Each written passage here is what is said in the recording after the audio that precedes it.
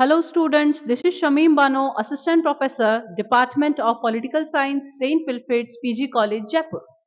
मैं आज आपके लिए एक वीडियो प्रेजेंटेशन लाई हूँ।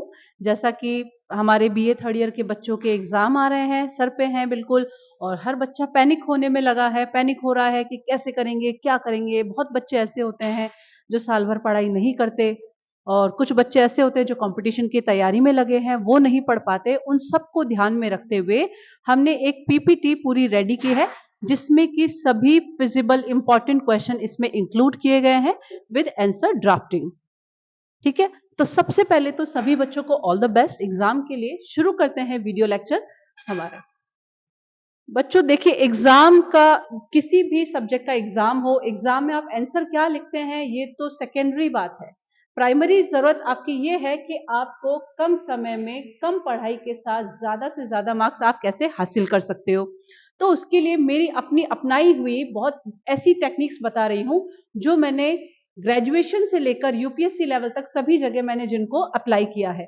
तो सबसे पहले तो आप ध्यान रखें कि आप एक्स्ट्रा ब्लू पेन साथ में लेकर चले विद वन ब्लैक पेन, ताकि आपका एक पेन खराब हो जाए तो दूसरे से आप काम कर सके, और अच्छी क्वालिटी का पेन हो जो कि इंक ड्रॉप नहीं करता हो। ब्लैक पेन होने से आपका ये होगा कि आपकी कोई भी हेडिंग है, पॉइंटर है, उनको आप अंडरलाइन कर पाओगे अच्छे से। तो जो आंसर है वो प्रेजेंटेबल लगता है। प्रेजेंटेशन जितनी अच्छी होगी आपको मार्क्स उतने अच्छे मिलेंगे। सेकेंड चीज आप ध्यान में रखेंगे कि आप स्केल साथ में लेकर चलें, ताकि आप अंडरलाइनिंग बहुत ही आड़ी टेढ़ी लाइन जो बच्चे करते हैं हाथ से वो ना करें, और स्केलिंग लेकर जाएं। आपके पास इतना समय होता है कि प्रॉपर स्केल से प्रॉपर लाइनिंग करें। जहां जहां हेडिंग है, पॉइंटर्स है, वहां पर भी स्केल का यूज होगा, और जहां एक आंसर खत्म होकर दूसरा आंसर शुरू होता है वहां पर भी आप लाइन खींचेंगे। अगली चीज आपको जो बहुत रेयरली को यूज करता है, लेकिन मैं सजेस्ट करती हूँ कि आप हाइलाइटर का यूज अच्छे से करें। आप एक हाइलाइटर लेके जाएं, जहां जहां आपने अच्छा आंसर लिखा है, कोई ऐसी चीज लिखी है जो आपको लगता है कि ये अट्रैक्टिव है, मैंने अलग लिखा है, इवेल्युएटर का ध्यान जाना चाहिए, उसको आप हाईलाइट कर देंगे, ताकि इवेल्युएटर का ध्यान उस चीज पर चला जाए, और कहीं आपने गलती से कोई माइन्यूट सिली मिस्टेक्स की हो, उससे ध्यान उसका डिवर्ट हो जाता है हाइलाइटर की वजह से। अगली चीज आप ध्यान में रखेंगे, टाइम मैनेजमेंट। ये बहुत ही जरूरी चीज है। 3 घंटे के एग्जाम में भी बच्चे ज्यादातर अपना पेपर पूरा नहीं कर पाते हैं, क्योंकि वो लोग टाइम मैनेज नहीं कर पाते। तो आप सबको मेरी ये राय है कि आप अपना टाइम मैनेज करके चलें। 3 घंटे में से जैसे कि 15 मिनट आपका वॉशरूम, पानी पीना, आपकी कॉफी फिल करना, सिग्नेचर करना, इन सब में आप खत्म कर देते हैं। बचते हैं आपके पास 2 घंटे 45 मिनट। तो आप अप्रोक्स 2.5 घंटे मान के चलिए जिसमें आपको पेपर कवर करना है। शुरुआत के 15 मिनट में आपको जो छोटे 2-2 मार्क्स के क्वेश्चन आते हैं वो कवर करने हैं, क्योंकि उनमें सिर्फ 2 से 3 लाइन मैक्सिमम आंसर आपको लिखना होता है। जो 4-4 मार्क्स के जो मीडियम क्वेश्चन है, शॉर्ट नोट वाले जो क्वेश्चन है, उन सभी क्वेश्चन को आप आधे से 1 घंटा आप उन क्वेश्चन को बहुत अच्छे से दीजिए। उन क्वेश्चंस में आप मार्क्स ज्यादा अच्छा स्कोर कर सकते हैं बजाय कि ऐसे टाइप क्वेश्चंस के। और उसके बाद लास्ट में आप छेड़े ऐसे टाइप क्वेश्चन। हर यूनिट के हिसाब से आपके पास 6 क्वेश्चन आते हैं, जिनमें से 3 क्वेश्चन आपको पर यूनिट से करने होते हैं। उनमें आपको ये करना है कि हर क्वेश्चन को सिर्फ आधा घंटा देना है। आधे घंटे में आपको उसके आंसर के सभी एस्पेक्ट, सभी पहलू कवर करने हैं। और तो इस तरीके से 1.5 घंटा आपका ऐसे टाइप क्वेश्चन का, आधा घंटा आपके शॉर्ट क्वेश्चन का, और मीडियम क्वेश्चन के लिए आपके पास 1 घंटा। तो आपके पास ओवरऑल 2.5 घंटे जो है वो पूरे कवर हो जाते हैं। आप इसी टाइम मैनेजमेंट को लेकर चले, ना आपका पेपर बचेगा, ना आप बाद में गिल्ट कर पाओगे कि मुझे तो ये करना था, मैं कर नहीं पाया। तो ये पैनिक जब जब आप हो जाओगे तब आप अपना नुकसान कर लोगे। पेशेंटली बड़ा क्वेश्चन को ध्यान से पढ़ना है, एक नहीं 2 बार क्वेश्चन को पढ़िए। वो क्या कहना चाह रहा है, क्या पूछना चाह रहा है, इस चीज का ध्यान होने पर आप समझ लें कि आधा आंसर तो आपने तभी कर लिया। इन सब चीजों को ध्यान में रखने के बाद आपको ये याद रखना है कि हर क्वेश्चन की आंसर फॉर्मेटिंग का एक सर्टेन तरीका होता है। आपको कई सारे स्टेप उसमें इंक्लूड करने होते हैं। 5 स्टेप्स हर आंसर में। Mark this thing what I am saying. Her question में 5 पॉइंट्स आपको एनी हाउ मिक्स करने हैं। पॉइंट नंबर 1, जिस भी थिंकर, जैसे आज वेस्टर्न पॉलिटिकल थॉट का हम पेपर ले रहे हैं, तो किसी भी थिंकर की कोई भी थ्योरी पूछी गई है, सबसे पहले आपका काम है उस थिंकर का बेसिक इंट्रोडक्शन देना। वो क्या है, उसने क्या बुक्स लिखी हैं, उसने क्या उस पे किसका इन्फ्लुएंस है, और उसकी बेसिक आइडियोलॉजीज उसने क्या क्या दी है। सेकंड, आपको जो क्वेश्चन पूछा गया है उस टॉपिक को आप ढंग से एक्सप्लेन करेंगे कि वो थ्योरी क्या है। 2 पॉइंट, नंबर 1 इंट्रोडक्शन, नंबर 2 आपका एक्सप्लेनेशन, नंबर 3 पॉइंट पे आप लिखेंगे उस कोई भी कैसा भी क्वेश्चन हो उसका क्रिटिसिज्म।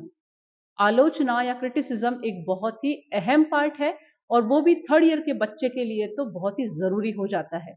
तो आप क्रिटिसाइज करेंगे, जो भी थियरी का आंसर आपने दिया है उसको क्रिटिसाइज कीजिए, उसकी बुराइयां बताइए कि उसमें दिक्कतें कहाँ कहाँ हैं।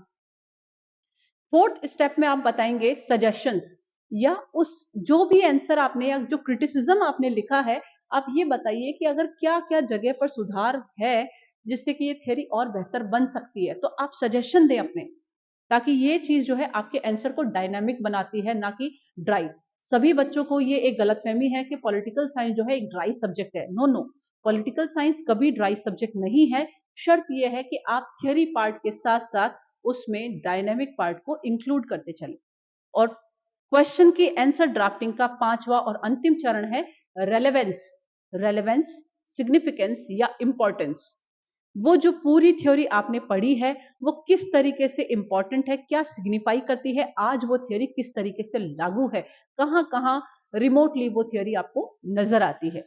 ये पांचों step, introduction, explanation, criticism, suggestion और रेलेवेंस और इंपॉर्टेंस, ये सारी चीजें आप इंक्लूड करेंगे। फिर देखिए आपके मार्क्स कितना रॉकेट साइंस की तरह आपका रॉकेट बिल्कुल बन जाएंगे, और 70 to 80% मार्क आप सिक्योर बहुत इजीली कर पाएंगे, कम पढ़े में भी। चलिए चलते हैं पहले क्वेश्चन की तरफ। हमारा पहला क्वेश्चन है, critically analyse the Plato's theory of justice. Plato ने एक जस्टिस की थियरी दी थी। प्लेटो कौन है ये आप ध्यान रखेंगे, इंट्रोडक्शन में लिखेंगे कि भाई एक ग्रीक थिंकर है और किस तरीके की इसकी अप्रोच है लिखाने की। फिर उसके बाद आप जस्टिस पे स्टार्ट करेंगे कि उसने किस तरीके से जस्टिस को एक्सप्लेन किया है। तो उसमें आपको मैं पॉइंटर्स बताऊंगी ताकि आपके लिए क्विक रिवीजन की तरह काम करना है। मुझे नहीं चाहिए कि ये वीडियो में 1 घंटे का बनाऊं या 1.5 घंटे का बनाऊं ताकि आप उसको देखने से बोर हो जाए। जल्दी से जल्दी इसको कवर करते हैं। तो जस्टिस की थियरी में आप लिखेंगे सबसे पहले कि इंसान के जो प्लेटो है वो ह्यूमन कैरेक्टर क्या क्या बताता है। बोलते 3 कैरेक्टर होते हैं, उन तीनों कैरेक्टर को आप एक्सप्लेन करेंगे। उन तीनों कैरेक्टर के बाद आप ये बताएंगे कि वो जस्टिस के लिए क्या डेफिनेशन देता है, और उन सबके जस्टिस कैसे आएगा। उसके लिए हमें लिखना है कि अगर 3 एलिमेंट जो हमें बताए गए हैं, जो मैंने पिछली स्लाइड पे बताए, उन 3 से किस तरीके की 3 सोशल क्लासेस का फॉर्मेशन होता है, और अगर तीनों क्लास अपना अपना काम अटर ऑनेस्टी के साथ करे और जस्ट तरीके से करे, तो किस तरीके से जस्टिस ऑटोमेटिकली प्रिवेल हो जाएगा, which is the virtue of state या which is the highest virtue of state, तो जस्टिस। ठीक है, उसके बाद आप इस थियोरी को क्या करेंगे कि सारी चीजें बताएंगे कि सोशल क्लास जो 3 बताई है वो कौन कौन सी 3 क्लास है। उसके बाद आप बताएंगे कि क्या इसका क्रिटिसिज्म है कि भाई जस्टिस की थियोरी में ये बताया है कि एजुकेशन बहुत उन्होंने लंबी खींची है, 50 साल तक की एजुकेशन है। दूसरा जो क्लास बेसिस है, किस आधार पर एलिमेंट कैसे तय होंगे, ये उन्होंने कभी डिस्क्राइब नहीं किया। कुछ ज्यादा ही नॉर्मेटिव अप्रोच है, ये डायनामिक नहीं है, ये प्रैक्टिकल नहीं है, इसको लागू करना बड़ा मुश्किल है। इस तरीके से आप इसको क्रिटिसाइज करेंगे। और उसके बाद आप बताएंगे कि सही मायने में जो फिलोसोफर किंग है या कोई और दूसरी क्लास है, उसका प्लेटो की इस पूरे जस्टिस का अगर आज लागू हो जाए तो कोई भी स्टेट अपने बेहतरीन स्वरूप तक पहुंच पाएगा। सब आप यूं सोचिए कि हर इंडिविजुअल अगर अपना काम, इंडिया का हर इंडिविजुअल अगर अपना काम अटर ऑनेस्टी के साथ करे तो इंडिया ऑटोमेटिकली ग्रो कर जाएगा। तो होल एंड सोल अप्रोच जो प्लेटो की है वो यही है कि अगर हर व्यक्ति अपना अपना काम ईमानदारी के साथ करता है, सच्चाई के साथ करता है, तो देश या राज्य जो है अपने आप तरक्की करेगा। तो इसलिए आपको यहाँ पर रेलेवेंस तक पूरा कवर करना है। जैसे हमने यही किया, पहले प्लेटो का इंट्रोडक्शन दिया, थ्योरी को एक्सप्लेन किया, उसको क्रिटिसाइज किया, और उसमें हमने बताया कि अगर ये सुधार हो जाए, प्लेटो की जो स्टडी है वो डायनामिक हो जाए, तो ये बहुत ही काम की साबित होगी इंडिया और बाकी सारे डेमोक्रेटिक देशों के लिए। अगले क्वेश्चन की तरफ चलते हैं। सेकंड क्वेश्चन है हमारा अगेन प्लेटो से, थियरी ऑफ एजुकेशन। देखिए प्लेटो, एरिस्टोटल बहुत ही इंपॉर्टेंट थिंकर है आपके सिलेबस के। प्लेटो की जो जस्टिस की थियरी है ये आप छोड़ के नहीं जाएंगे, एजुकेशन की थियरी भी आप बिल्कुल छोड़ के नहीं जाएंगे, जिसमें कि प्लेटो ने ये सबसे पहले बताया है कि उसने एजुकेशन को इंपॉर्टेंस क्यों दी है। तो सबसे पहले आप ये एक्सप्लेन करेंगे कि प्लेटो की ये जो थियोरी ऑफ एजुकेशन है, इसमें प्लेटो क्या-क्या बताता है, ये क्यों अच्छी है, क्या करना है, होती क्या है एजुकेशन? एजुकेशन में ये मेंटल, फिजिकल, साइकोलॉजिकल हर तरह की जो एजुकेशन है उसको इन्वॉल्व करता है, इनकलकेट करता है। उसके बाद आप बताएंगे कि इसका पूरा जो एजुकेशन सिस्टम है, ये किस तरीके से अगर एजुकेशन आती है समाज में सभी के पास, तो किस तरीके से सोसाइटी में जस्टिस जो है वो प्रिवेल हो जाएगा, किस तरीके से न्याय की स्थापना होगी। और ये सारी चीजें जो प्लेटो ने एजुकेशन थ्योरी में बताई है, ये उस वक्त के जो ग्रीक थिंकर है, इसीलिए उनके सारा ये जो थॉट प्रोसेस है एथेंस और स्पार्टा से उनका इन्फ्लुएंस्ड है। तो ये चीज आप बताना नहीं भूलेंगे। आगे आप बताएंगे कि पूरी एजुकेशन थ्योरी है क्या। तो उसमें हमें बताना है कि किस तरह एजुकेशन को प्राइमरी, सेकेंडरी, टर्शियरी लेवल पर बांटा गया है। प्राइमरी में बताया कि भाई 6 से 14 साल का जो बच्चा है उसको क्या क्या सिखाना है, बोले जिम्नास्टिक होना चाहिए, पोइट्री, ड्रामा, जैसे हम राइम के थ्रू, नर्सरी राइम के थ्रू हम बच्चों को ये सिखाते हैं कि किस किस तरीके से हम जो है वो हमें क्या सिखा सकते हैं। हम बच्चों को बहुत सारी कविताओं में या लिटरेचर में या पोइट्री के थ्रू, कहानियों के थ्रू हम बच्चों को सिखाते हैं। तो यही चीज जो है 6 से 14 साल के बच्चे के लिए ध्यान में दी जाएगी। दूसरा, इन 6 से 14 साल वाले बच्चों को ये सिखाया जाएगा कि हेल्थ पे ध्यान कैसे रखना है, इसीलिए जिम्नास्टिक जो है या जो फिजिकल जो इनकी एक्टिविटीज है उन पर फोकस किया गया है, जो कि पूरे शरीर को स्वस्थ रखने में काम आती है। आगे आप सेकेंडरी एजुकेशन में बताएंगे कि 14 से 18 ईयर तक का जो भी हर व्यक्ति है उनको एजुकेशन मिलेगी, और उस वक्त इनको मिलिट्री एजुकेशन जो है वो दी जाएगी। इस वक्त दो तरह की एजुकेशन होगी, थोड़े बहुत लेवल पर मिलिट्री और बड़े लेवल पर अभी भी म्यूजिक, ड्रामा और रेटोरिक, पॉलिटिक्स इनकी, क्योंकि ये छोटे सब्जेक्ट है, इनकी नॉलेज दी जाएगी। टर्शरी लेवल पे बच्चों को प्योरली मिलिट्री एजुकेशन या मिलिट्री ट्रेनिंग दी जाएगी, ताकि वो क्या है, उनका जो दिमाग और जो शरीर है उस तरीके से ढल जाए, ताकि हर व्यक्ति अपने देश के लिए, अपने आप को बचाने के लिए प्रिपेयर रहे। अगला है हायर एजुकेशन। 20 के बाद जो है बच्चे का एक एग्जाम बताया गया है। एग्जाम में जो बच्चा पास आउट होगा उसको फर्दर एजुकेशन दी जाएगी। और वो फर्दर एजुकेशन कैसी कैसी होगी, फिजिकल, मॉरल, मेंटल ट्रेनिंग, जो कि एडवांस तरीके की एजुकेशन है वो सारी दी जाएगी। अगेन 30 की एज में एक एग्जाम होगा। जो बच्चे पास होते हैं उनको क्या है, आगे भेज दिया जाता है पढ़ने के लिए, और जो फेल हो जाते हैं उनको आर्मी या मिलिट्री तक या सोसाइटी की गार्डियन क्लास जो है, जो सोल्जर क्लास है, उसमें इन्वॉल्व कर लिया जाता है।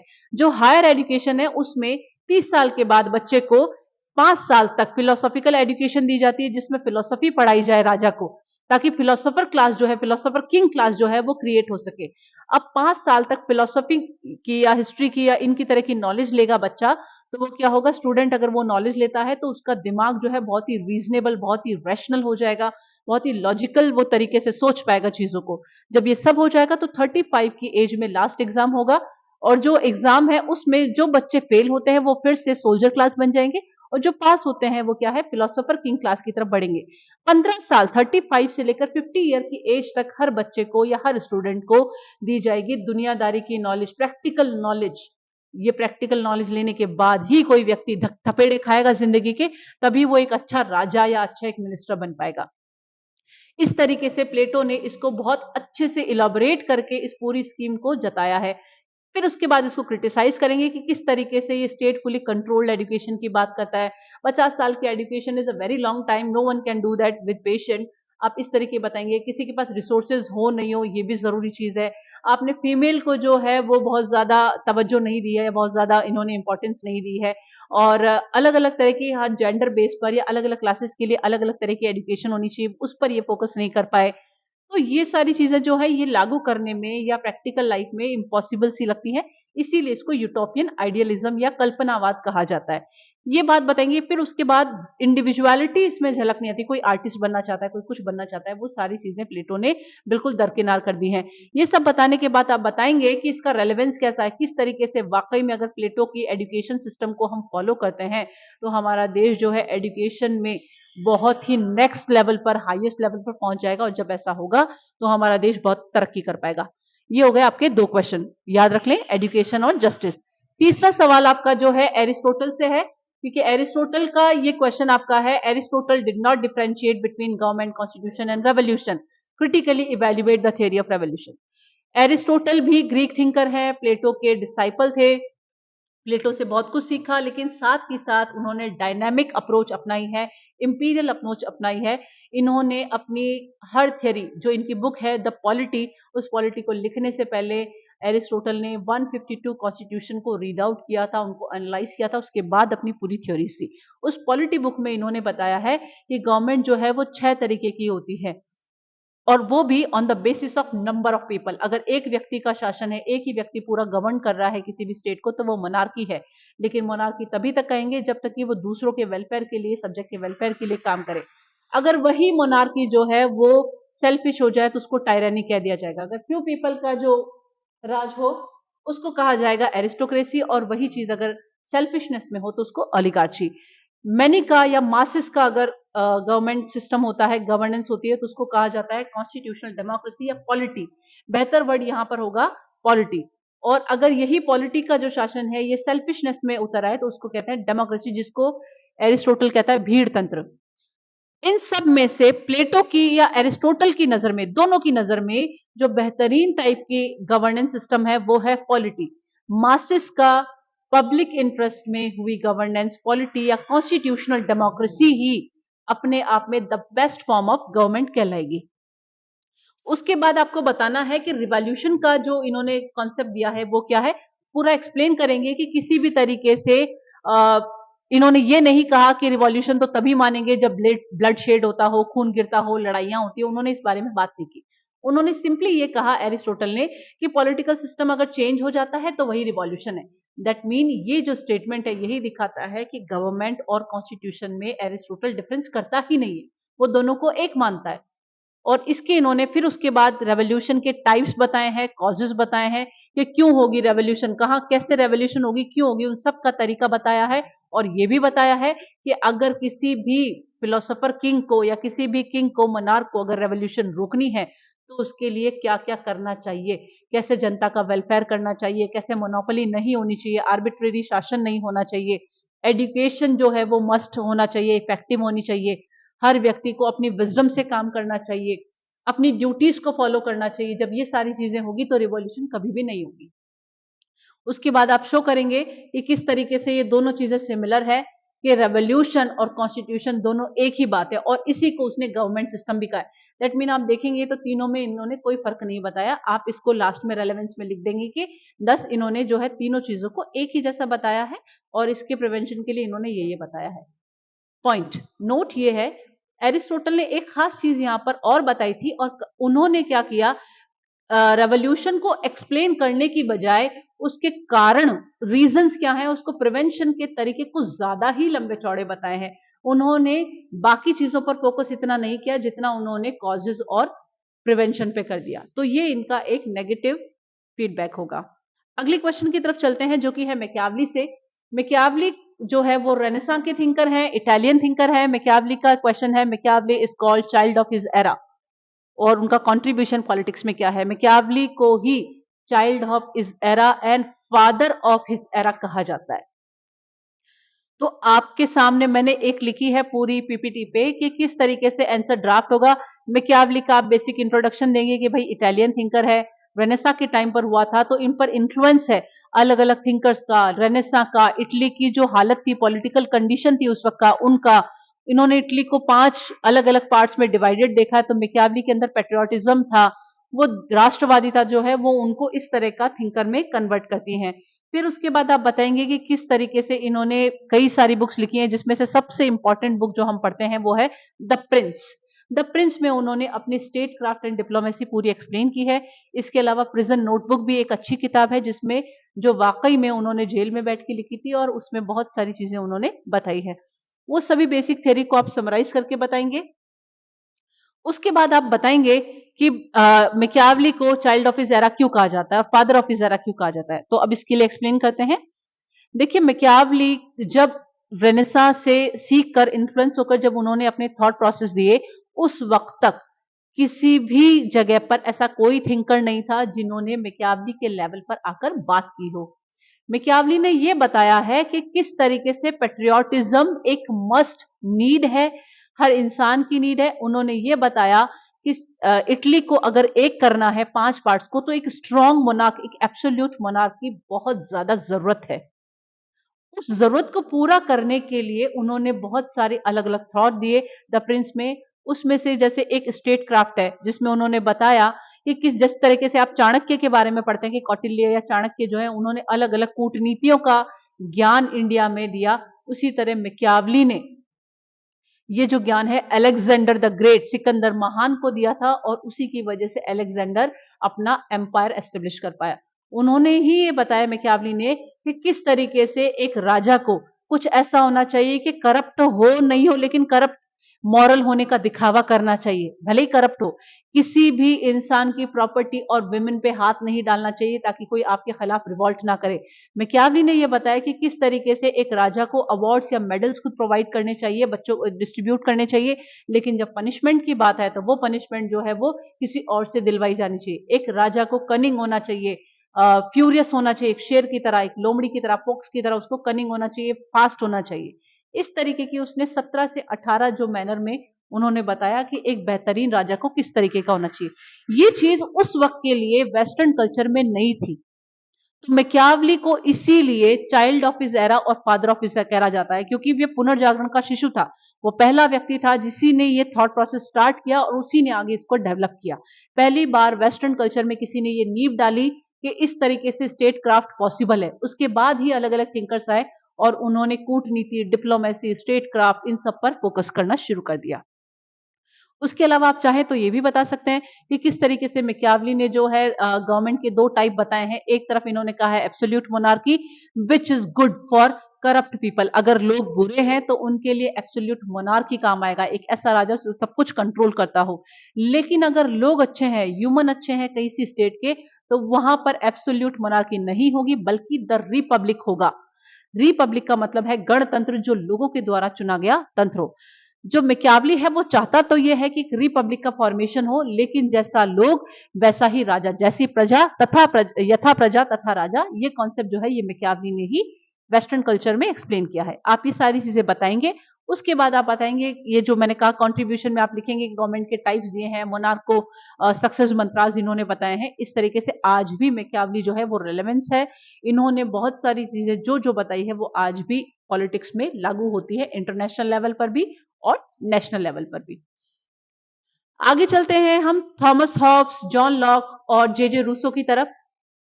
ये तीनों ही थिंकर का एक ही सवाल इन्होंने बनाकर दिया है, do a comparative study between Hobbes, Locke and Rousseau. इनमें आपको इस क्वेश्चन में आपको कुछ हैंडल करने में थोड़ी दिक्कत आ सकती है, पर आपको इसमें सबसे पहले ये बताना है कि थॉमस हॉब्स जो है वो किस तरीके के थिंकर थे, लॉक क्या थे, रूसो क्या थे, तीनों ने क्या क्या थियरीज दी हैं और उन थियरीज में इनमें आपस में सिमिलैरिटी क्या है और आपस में डिसिमिलैरिटी क्या है। देखिए बच्चों, मैंने यूज किया है do a comparative study word. Comparative जब जब वर्ड आता है तो आपको सिर्फ और सिर्फ अंतर या डिफरेंस नहीं लिखने हैं, बल्कि सिमिलैरिटी एंड डिसिमिलैरिटी दोनों लिखने होते हैं। यही इस आंसर को कंप्लीट बनाता है। तो आप ये देखिए, थॉमस हॉब्स के बारे में मैं आपको थोड़ा सा ब्यौरा दे देती हूँ। थॉमस हॉब्स जो है वो इंग्लैंड के हैं, सिविल वॉर के वक्त ये हुए थे, और इनका एक बहुत ही फेमस स्टेटमेंट है कि जब मैं पैदा हुआ तो मेरी माँ ने दो जुड़वा बच्चों को पैदा किया, एक मैं और एक डर। सिविल वॉर के वक्त हालात इतने बुरे थे इंग्लैंड में कि थॉमस हॉब्स बहुत डरे डरे रहते थे, कब कहां से कौन मारा जाए कुछ पता नहीं था। इसलिए तो इसी वजह से इन्होंने एक थ्योरी दी, सोशल कॉन्ट्रैक्ट थ्योरी, और सोशल कॉन्ट्रैक्ट थ्योरी के थ्रू उन्होंने बताया कि किस तरीके से एब्सोल्यूट मोनार्की एस्टेब्लिश होनी चाहिए। और इनकी किताब का नाम है द लेवियाथन। एक माइथिकल क्रिएचर होता है लेवियाथन, जिसका समंदर में आते ही सारे जीव शांत हो जाते हैं, पीस वहां पर आ जाती है। तो लेवियाथन ही ये अपने एब्सोल्यूट मोनार्क को कहता है। लॉक जो है, जॉन लॉक, ये भी इंग्लैंड के हैं, लेकिन ये पार्लियामेंट्री रेवोल्यूशन जब हुई है इंग्लैंड में, गोल्डन रेवोल्यूशन या आपकी ये ग्लोरियस रेवोल्यूशन आप कहें, 1688 के अराउंड, उस वक्त लॉक जो है वो इंग्लैंड में हुए थे। और जॉन लॉक खुद एक रिप्रेजेंटेटिव थे इंग्लैंड की पार्लियामेंट के। तो उनका जो थॉट प्रोसेस है वो भी सोशल कॉन्ट्रैक्ट का तो है ही है, उसके साथ साथ पार्लियामेंट्री गवर्नमेंट और रिप्रेजेंटेटिव गवर्नमेंट का कॉन्सेप्ट भी जॉन लॉक ने दिया। जे रूसो जो है वो फ्रांस के थिंकर है, फ्रेंच है, और उन्होंने भी अगेन सोशल कॉन्ट्रैक्ट थ्योरी और सॉवरेंटी की थ्योरी दी। और उन्होंने बताया कि किस तरीके से सोशल कॉन्ट्रैक्ट के थ्रू जो पॉपुलर सॉवरेंटी आएगी। तीन थिंकर, दो थियरीज, लेकिन सब अलग अलग तरीके से। दो थियरीज कौन कौन सी है? सोशल कॉन्ट्रैक्ट थियरी और थ्योरी ऑफ सॉवरेंटी। तीनों का ही सोशल कॉन्ट्रैक्ट थियरी जो है ये अलग अलग है, दिखने में नाम एक है लेकिन इन सब के तरीके अलग अलग है, क्योंकि तीनों का सोशल कॉन्ट्रैक्ट का टाइप थोड़ा थोड़ा अलग है। और वहीं पर थियरी ऑफ सॉवरेंटी में हॉब्स जहां पर कहता है कि एक ही व्यक्ति का शासन होना चाहिए, जिसको उसने लेवियाथन या एब्सोल्यूट मोनार्क कहा। लॉक ने यह कहा कि कुछ लोगों का शासन होना चाहिए, रिप्रेजेंटेशन होना चाहिए, उसको उसने पार्लियामेंट्री गवर्नमेंट का नाम दिया। और तीसरा जे रूसो ने क्या किया, उसी को पॉपुलर सॉवरेंटी कहा और कहा कि सभी लोगों का राज होना चाहिए, डायरेक्ट डेमोक्रेसी बेसिकली, जो कि आज स्विट्जरलैंड में आपको नजर आती है। इन थियरीज को आप बिल्कुल ही हाफ पेज में डिस्क्राइब कर देंगे और उसके बाद एक मैंने आगे टेबल दी है अगली स्लाइड पे, जिसको आप फोकस कर ले। उस टेबल पे मैंने इनका कंपैरेटिव स्टडी जो है वो इंक्लूड किया है। आप यहाँ पर देखिए कि थॉमस हॉब्स, लॉक और रूसो को इस पूरा ग्रिड में मैंने ये बताया कि उन तीनों का अलग अलग थॉट प्रोसेस कैसे है। सब मैंने इसमें 4 बेसिस इंक्लूड किए हैं। सबसे पहले स्टेट ऑफ नेचर, कौन सा थिंकर स्टेट ऑफ नेचर कैसी थी, ये सबका अलग अलग है। सेकंड आप बताएंगे कि तीनों क्यों बताते हैं गवर्नमेंट क्यों बननी चाहिए और क्या करना चाहिए, तो पर्पस ऑफ गवर्नमेंट मैंने इसमें इंक्लूड किया है। तीसरा रिप्रेजेंटेशन और चौथा इंपैक्ट ऑन फाउंडर्स। आप ये पीपीटी जो है वो सेव, सारी जो वीडियो लेक्चर चल रहा है आप इसको सेव करके रख लें, ये आपके 1 नाइट स्टडी के हिसाब से बहुत ज्यादा यूजफुल होगी। आपने एक बार के लिए सब कुछ पढ़ लिया और उसके बाद ये जो पीपीटी है आप बहुत ही क्विकली आप देख लें, आपको बहुत ज्यादा बेनिफिट होगा। तो ये टेबल आप याद करके जाएंगे और मैं उम्मीद करती हूं कि अगर ऐसा कोई सवाल आता है तो आप ये कि ये सर्टेन टेबल बना के आएंगे ताकि आपको अच्छे मार्क्स मिल सके। ठीक है, आगे चलते हैं अगले क्वेश्चन की तरफ, जो कि है बेंथम से। Explain the theory of utilitarianism of Bentham in a critical manner. देखिए क्वेश्चन में लिखा है क्रिटिकल मैनर, इसका मतलब यह है कि आप जब इंट्रोडक्शन एक्सप्लेनेशन दे देते हैं उसके बाद आपको क्रिटिसिज्म पर फोकस करना है कि ये थियरी में दिक्कतें कहां कहां है, प्रॉब्लम एरियाज कहां कहां है, और उसके बाद आप इसके बेनिफिट भी बताएंगे। ठीक है, तो सबसे पहले तो आप बेंथम के बारे में एक इंट्रोडक्शन देंगे कि किस तरीके से एक ये लिबरलिस्ट थिंकर था जो उदारवाद में विश्वास रखता था। आपको अगर ध्यान हो तो फर्स्ट ईयर में हमने कुछ आइडियोलॉजीज पढ़ी थी। सबसे पहली आइडियोलॉजी थी लिबरलिज्म। उस लिबरलिज्म से जब नेगेटिव लिबरलिज्म आया सबसे पहले, उसके बाद आया मॉडर्न लिबरलिज्म। इन दोनों के बीच का एक ट्रांजिशन पेज जो जाता है वो है यूटिलिटेरियनिज्म, उपयोगितावाद। इस यूटिलिटेरियनिज्म के कॉन्सेप्ट से या थियरी से 3 थिंकर के नाम जुड़े हुए हैं अगेन।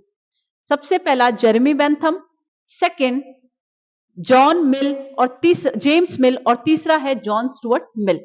3 थिंकर, तीनों बेंथम का डिसाइपल था जेम्स मिल, जेम्स मिल का बेटा था जेएस मिल। ये तीनों थिंकर कहीं ना कहीं सिमिलर है। बेंथम और जेम्स मिल ये तो एग्जैक्टली सेम है। जेएस मिल आगे चलकर अपने थॉट प्रोसेस जो है वो चेंज कर देता है, जो कि आगे मॉडर्न लिबरलिज्म की तरफ और उसके बाद सोशलिज्म की तरफ हमें लेकर जाता है। तो आप इस तरीके से पहले बेंथम का पूरा इंट्रोडक्शन देंगे कि उन्होंने क्या किताब लिखी, क्या थ्योरी दी, ये सब बताएंगे। यूटिलिटेरियनिज्म क्या होता है उसका बेसिक मैंने यहां पर दिया है। यूटिलिटेरियनिज्म या उपयोगितावाद ये कहता है कि जिस चीज की उपयोगिता है उसको तो रखो, बाकियों को फेंक दो। Basically it's about hedonism. Charvaka दर्शन या हिडोनिज्म या सुखवाद का मतलब होता है जिंदगी 2 ही आधारों पर चलती है, या तो सुख या दुख। जो चीज आपको सुख देती है वो तो आप कंटिन्यू करें, जो चीज आपको दुख देती है उसको आप इग्नोर करें या उसको काट के फेंक दें। तो बेसिकली ये पूरी की पूरी थ्योरी जो है इसी पर बेस्ड है। और इसी पेन और प्लेजर की वजह से ही हिडोनिज्म की तरफ से ही ये कॉन्सेप्ट उन्होंने दिया कि स्टेट का ओरिजिन का वजह भी यही है कि स्टेट जो है नेगेटिव लिबरलिज्म में कहा गया नाइट वॉचमैन है, सिर्फ पहरेदार है और नेसेसरी इविल है। यूटिलिटेरियनिज्म कहता है कि स्टेट की यूटिलिटी है, वो लोगों को क्या करता है, फ्रीडम देता है, लोगों को अलग अलग अधिकार देता है, राइट्स प्रोवाइड कराता है, अच्छी सिचुएशन कंडीशन प्रोवाइड कराता है। इसीलिए स्टेट की यूटिलिटी है और इसीलिए स्टेट का ओरिजिन या एग्जिस्टेंस होना चाहिए। ये पूरी थियोरी उन्होंने स्टेट के ओरिजिन पर फोकस कर दी। उसके बाद बताया कि इन्होंने कुछ थियोरीज को अपोज भी किया। इससे पहले जो भी हमने सोशल कॉन्ट्रैक्ट के थिंकर पढ़े थे, और उससे पहले नेगेटिव लिबरलिज्म में एक थिंकर आया था John Locke, father of negative liberalism. John Locke जो हमने सोशल कॉन्ट्रैक्ट में पढ़ा, उसने नेचुरल राइट्स बताए थे और कहा कि 3 नेचुरल राइट्स होते हैं, life, liberty, property, LLP. Utilitarian concept या बेंथम की जो थ्योरी है ये इन नेचुरल राइट्स को अपोज करती है और ये भी नहीं मानती कि राज्य या स्टेट जो है वो सोशल कॉन्ट्रैक्ट के थ्रू आया। वो कहता है कि इस जो इंडिविजुअल है ये सारे इकट्ठे हुए, इन्होंने क्या किया, इनको लगा कि स्टेट की यूटिलिटी है, उनका अपना फायदा था, इसलिए इसीलिए उन्होंने स्टेट बना लिया।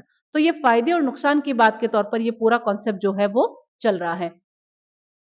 आगे आप देखिए, मैंने इस पूरी थ्योरी में जो बेंथम की यूटिलिटेरियन थ्योरी है, इसका क्रिटिसिज्म मैंने बहुत ही तरीके से एक्सप्लेन करते हुए दिया है। उसकी वजह यह है कि आपको बहुत कम जगह ये आंसर मिलेगा कि इसकी थ्योरी में प्रॉब्लम कहाँ-कहाँ से है। ये जो पेन और प्लेजर वाली थ्योरी है, ये एक्चुअली ये प्रैक्टिकल नहीं है। आप इसको लागू करना बड़ा मुश्किल नहीं, नामुमकिन सा है। दूसरा, इस अगर आप ये थ्योरी लागू करते हैं तो इसकी वजह से जस्टिस जो है या न्याय जो है वो प्रिवेल कभी भी नहीं हो पाएगा। मेजॉरिटी की टायरानी को ये प्रिवेल करता है। क्वालिटी को इंपॉर्टेंट ना देकर ये क्वांटिटी को इंपॉर्टेंट देता है। ये प्लेजर को ही प्लेजर को फोकस करता है। तो फिर सभी लोग तो अगर इतना ही डाइवर्ट हो गए, प्लेजर में लग गए, तो जो अपनी ड्यूटीज है उनका क्या? कोई भी अपनी ड्यूटी नहीं निभाएगा स्टेट के प्रति, अदर इंडिविजुअल के प्रति, सोसाइटी के प्रति, तो फिर ये तो इमोरालिटी हुई। तो मॉरल गाइडेंस का इसमें लैक चल रहा है। इंडिविजुअल की इंटेग्रिटी या एकाग्रता जो है इसमें भी इसके इग्नोर कर दिया है। इस तरीके से आप